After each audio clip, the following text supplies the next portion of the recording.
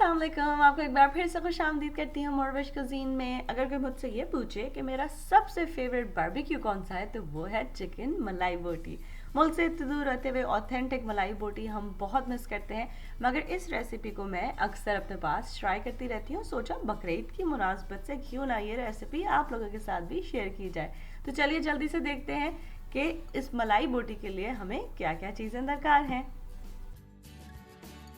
तो बिस्मिल्लाह पढ़ के शुरू करते हैं। सबसे पहले बोल में ले रही हूँ बोनलेस चिकन। मैं थाई पार्ट इस्तेमाल कर रही हूँ, उससे बहुत ही मज़ेदार और जूसी सा बारबेक्यू बनेगा। फिर घर का बनाया हुआ दही जिसकी रेसिपी शेयर की है वो डाल रही हूँ हैवी व्हिपिंग क्रीम।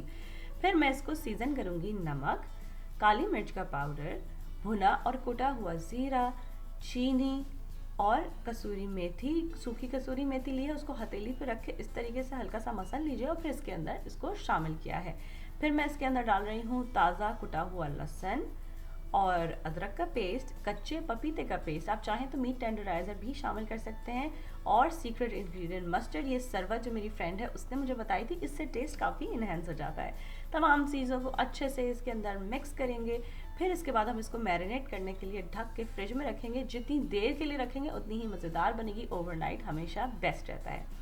फिर उसके बाद मैं आज वुडन स्कूवर्स यूज़ कर रही हूँ। इनको मैंने तकरीबन आधे पौने घंटे के लिए पानी में भिगोया था, उससे जब इसको ग्रिल पे रखेंगे तो ये लकड़ी जलेगी नहीं। फिर इस एक एक पीस को उठाते जाएंगे और इस तरीके से हम अपने स्कूवर्स पे लगाते जाएंगे। आप चाहें तो रेगुलर जो स्कूवर्स मिलते हैं, जो सलाखें जिसको कहते हैं, वो भी इस्तेमाल कर सकते हैं।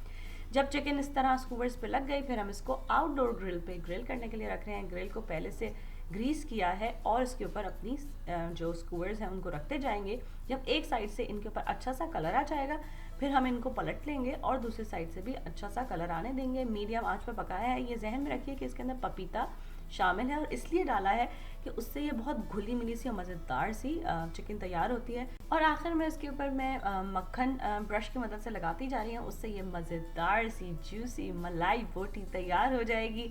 इस क्रीमी मुलायम और घुली मिली मलाई बोटी को आप सलाद, रायता और पराठों के साथ सर्व कर सकते हैं और अपनी फैमिली के साथ एंजॉय कर सकते हैं। प्लीज़ मुझे कमेंट करके ये ज़रूर बताइए कि वो एक कौन सी रेसिपी है जो बकरीद पे आपके घर में ज़रूर बनती है। मेरे घर में वो है जी कलेजी, और उसकी रेसिपी मैं आपके साथ बहुत जल्द शेयर करने वाली हूँ। कुछ और सीखना चाहते हैं तो प्लीज़ वो भी मुझे कमेंट करके ज़रूर बताइए। मेरी रेसिपीज़ को पसंद करने का और उनको सराहने का बहुत शुक्रिया। अल्लाह हाफिज़। अगर आपको ये रेसिपी अच्छी लगी तो इन लिंक्स पे ज़रूर क्लिक कीजिए ऐसी और बहुत सी मज़ेदार रेसिपीज़ के लिए।